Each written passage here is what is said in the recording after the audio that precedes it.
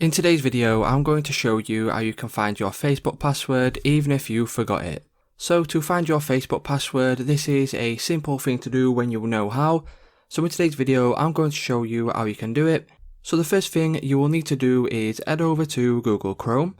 Once you head over to Google Chrome, what you need to do is click on your profile picture in the top right hand corner of Google. Once you click on that, you will need to select Manage Your Google Account. Once you select that, what you can do on the top bar here, you have a few options and you'll need to scroll along until you find security. Once you select security, you can then scroll down until you find something called Password Manager. And as you can see here, Password Manager is listed, and if you click on this, what that will do is it will show you all of your saved passwords for every specific website that you have used.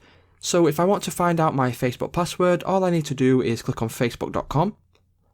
Once you click on facebook.com, you will need to pass this verification just to make sure this account is yours. So go ahead and do that. Once you have verified your account, as you can see, my email address and my password is there. And all you simply need to do to see your password is click on the little eye icon. Once you click on that, it will uncover your password and then you'll be able to read it. Or you can click on the copy clipboard there and it will copy it to your clipboard.